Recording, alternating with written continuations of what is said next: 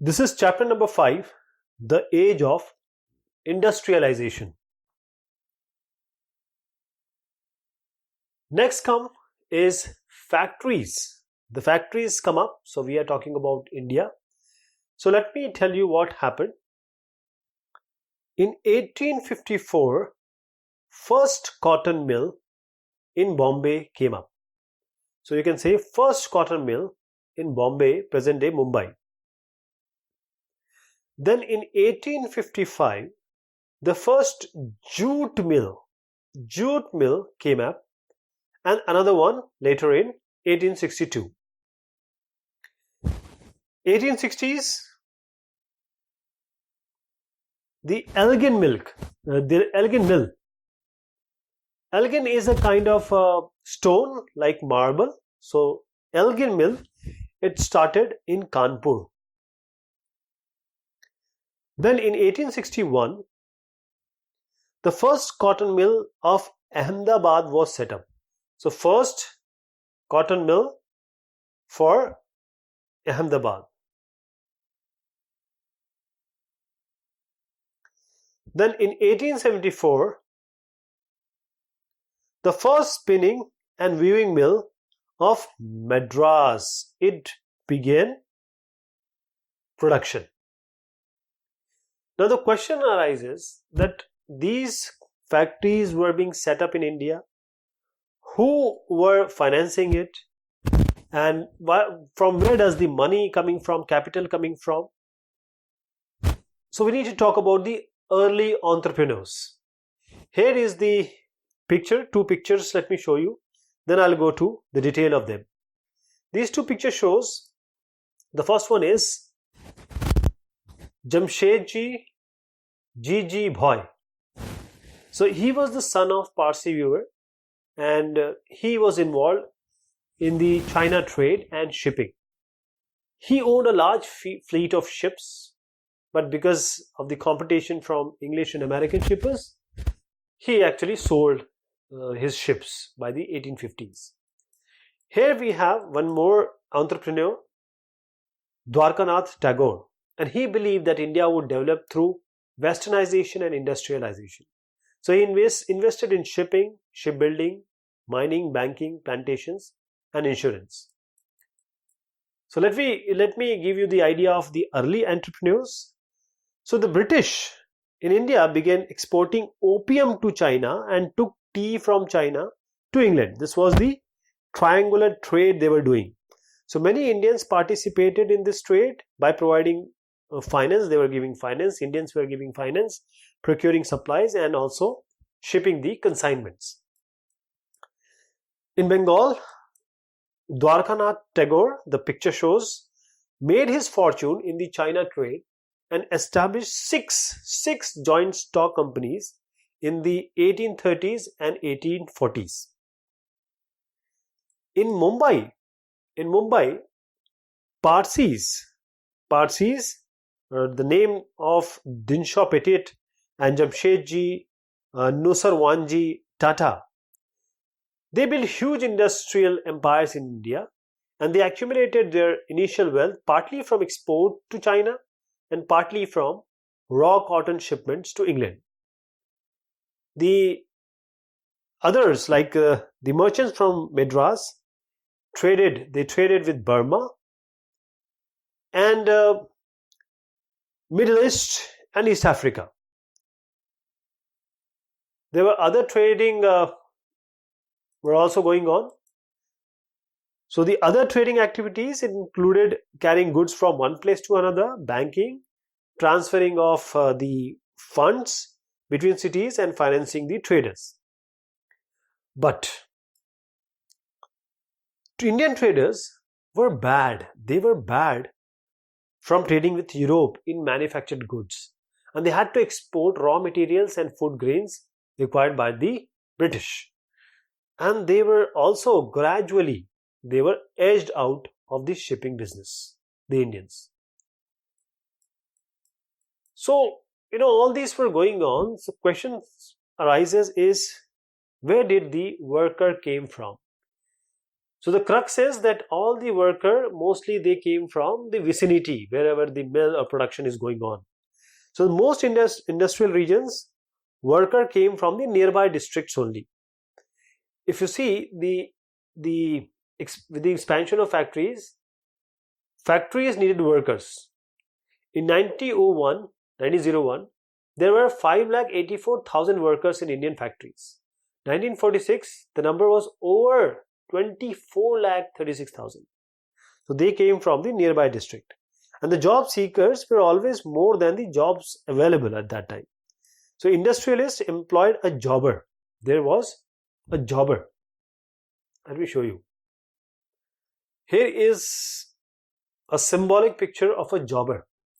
This is a head jobber, and his posture and cloth, it shows what he is wearing, what is the position, authority and the power he had at that time.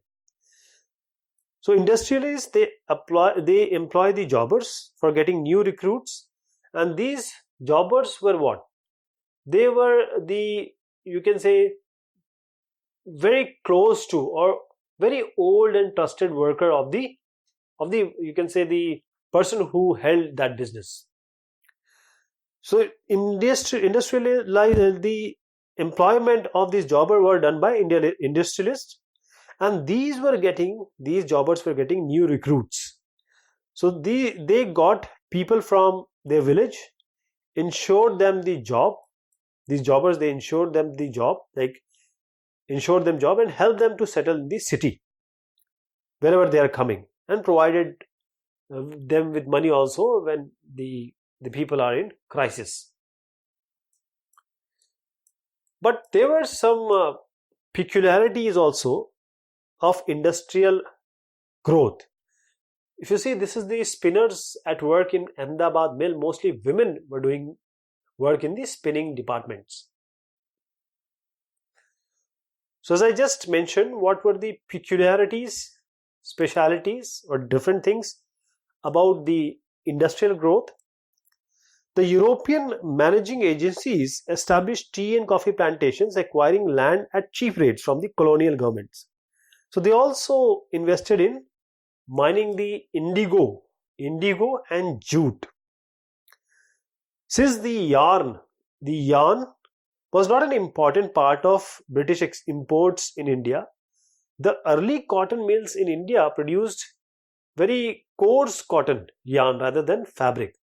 And the yarn produced in Indian spinning mills were used by the weavers of India, handloom weavers of India, or they were exported to China. So that was the yarn being prepared by India or Indian people, and the market was Indian weavers only, or they were exported to China. And here we see nationalists during the Swadeshi movement, they mobilized people to boycott the foreign cloth, and this reduced the use of that also, right? Industrial groups organized themselves to protect their collective interests, pressurizing the government to increase tariff protection and grant other concessions. This also happened at that time.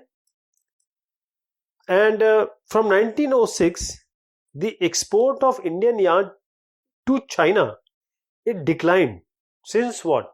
The Japanese were there, and Japanese mills, they flooded the Chinese market.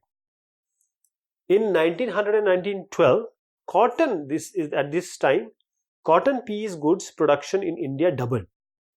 And with British mills busy in the production of war products, so they were busy with war production to meet the needs of the army, the Manchester imports to India, it declined. It got down. And because the war, people just thought that it will be end by the Christmas of 1914, but it prolonged. So Indian factories were called upon to supply the war needs. So they were making all the things like jute bags. They were making cloth for army uniforms and tents and leather boots and horse and mule saddles and a host of other things.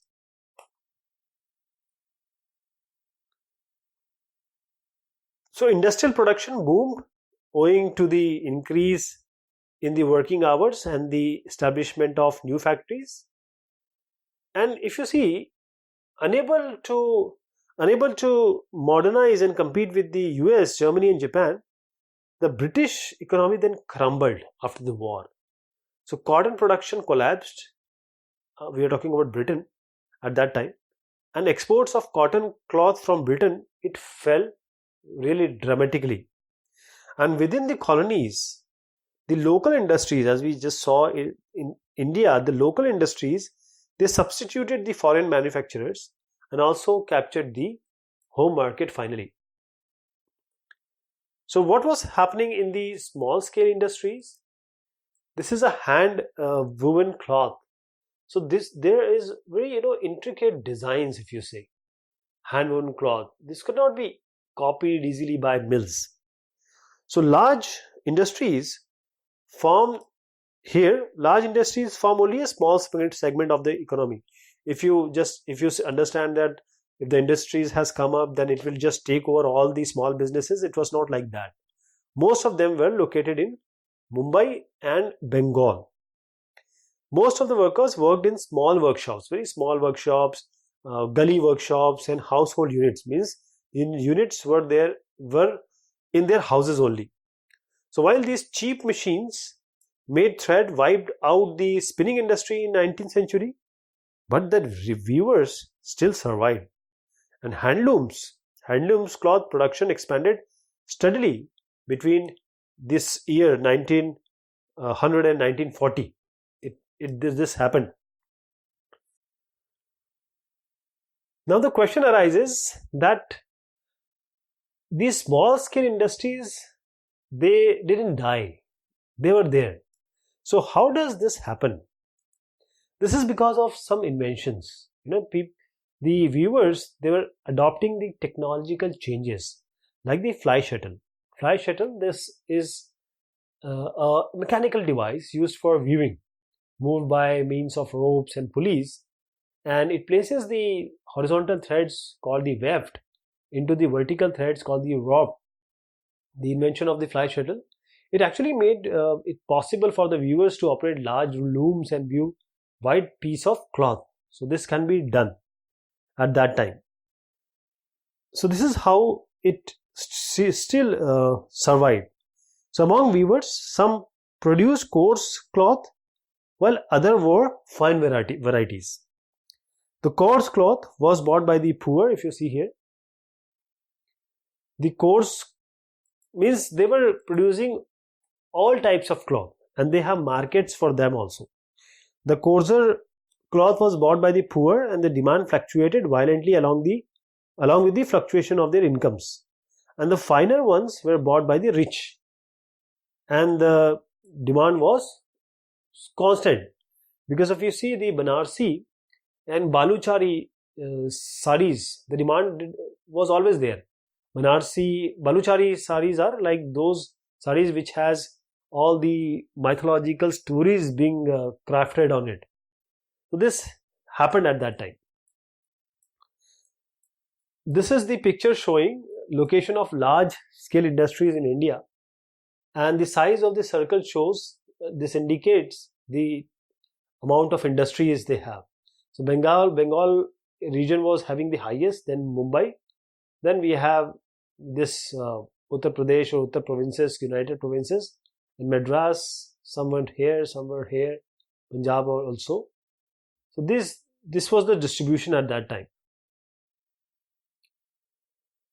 The market for goods, when the production is there, if something is being produced, there has to be a market.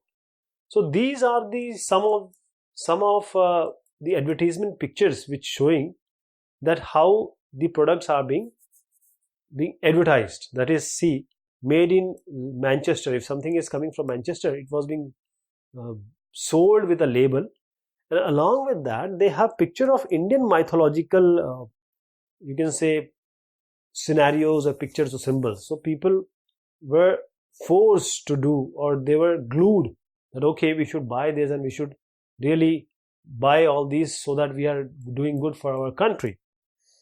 So market for goods, new consumers were created through advertisements, and advertisements, it expanded here. You see, it expanded the markets for products and shaped new consumer culture.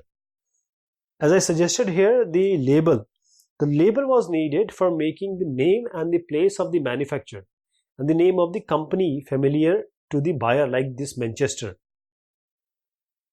Then images of Indian god and goddesses, if you see here, were imprinted on goods for making a foreign product familiar to the Indian masses.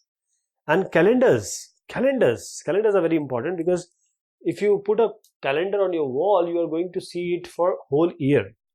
So the calendars were used immensely for the advertisement, and figures of important persons and goddesses and various other which can connect the masses were advertised on these calendars, and advertisement became a vehicle of the nationalist message of Swadeshi at that time. So this is all we learned in this topic, that the industry is boomed and how it happened in Britain, how it happened in the colonial era in India, and how the different stakeholders, like the industrialists, like the government, and like the viewers, etc., like the workers, how the life went on with this historical period. So this is all about this topic. Thank you so much. Take care of yourself.